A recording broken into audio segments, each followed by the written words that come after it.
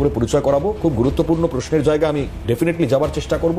প্রথম প্রশ্ন আমি তন্ময়দাকে দিয়ে শুরু করবার চেষ্টা করি, কারণ এক্ষেত্রে তন্ময়দা মুখ্যমন্ত্রী অনুরোধ করেছিলেন রাজ্যপালকে না যাবার জন্য, কিন্তু জানি না আমরা সেটা মুখ্যমন্ত্রীর এই অনুধাবন করতে পেরেছেন কিনা রাজ্যপাল। আমরা যে ছবিটা এই মুহূর্তে দেখলাম অনেকটা প্রশ্ন উঠিয়ে দিচ্ছে, গেলেন তো বটে, কিন্তু এই ছবিটা কেন, কি মনে হয়?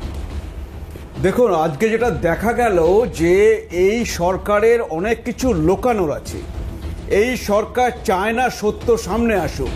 আচ্ছা, আপনারা বলুন তো, সিএন কি যেতে পেরেছিল যখন ইমামদের নিয়ে তিনি মিটিং করছিলেন নেতাজি ইন্ডোর স্টেডিয়ামে? তখন কি কারোকে ঢুকতে বাধা দেওয়া হয়েছিল? তাহলে আজকে কেন এখানে এই পার্লারপুর স্কুলটাকে একটা জেলখানা বানিয়ে দেওয়া হলো কেন?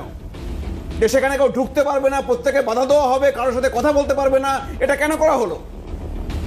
আজকে রাজ্যপালের কাছে মুর্শিদাবাদ থেকে মা বোনেরা এসে দেখা করেছেন, তাদের কষ্টের কথা অনেকটা জানিয়েছেন এবং রাজ্যপালকে অনুরোধ করেছেন তাদেরকে দেখার জন্যে। আজকে মুখ্যমন্ত্রী জানেন, তাকেও অনুরোধ করা হয়েছিল, তিনি একটুও সময় পেলেন না যে তাদের সাথে একটু নবান্নে ডেকে কথা বলি। না, রাজ্যপাল গেলেন যে কোনো সুবিধে হবে কি এতে?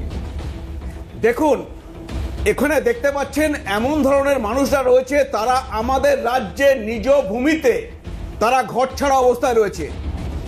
তাদের কোনো ভরসা নেই পুলিশের ওপরে, কারণ পুলিশ, তারা ডেকেছে পুলিশকে, পুলিশ কোনো জায়গায় 4 ঘন্টা, কোনো জায়গায় 5 ঘন্টা পরে এসছে। পরিবারের চোখের সামনে 74 বছরের একটা বৃদ্ধ এবং তার ছেলে, তাকে কুপিয়ে খুন করা হয়েছে।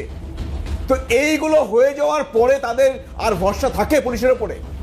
তো তারা বাড়িতে ফিরতে পারছে না, ভরসা পাচ্ছে না। বহু মানুষ এখনো বাড়ি ঘর ছাড়া হয়ে রয়েছে, এমনকি এক রত্তি দুধের শিশু নিয়ে তারা সেখানে রয়েছে। এই অবস্থা তারা যাবে কোথায় বলুন তো? তো তাদের কাছে যদি সরকার যদি তাদের পেছনে না থাকে, পুলিশ যদি এই কাজ করে, পুলিশ তো সরকারেরই অঙ্গ, তো তাদের কাছে তো পরে আছে, তারপরে আছে রাজ্যপাল। আজকে যদি তারা যদি রাজ্যপালও সেখানে না যান, তাদের সাথে কথা নাও বলেন, তারা তো অসহায় বোধ করবে, তাদের তো পাশে আর কেউ নেই মনে করবে তারা। আজকে এই যে মানবাধিকার সংস্থা থেকে আসছেন, ন্যাশনাল হিউম্যান রাইটস কমিশন বা উইমেন্স কমিশন বা রাজ্যপাল, এইগুলো তো তারা অন্তত এইটুকু ভরসা পাবে যে আমাদের সরকার তো আমাদের কিছু করবে না, কিন্তু এরা অন্তত আছেন আমাদের পেছনে। তারপরে সংবিধান মেনে যেটা হবে সেটা হবে।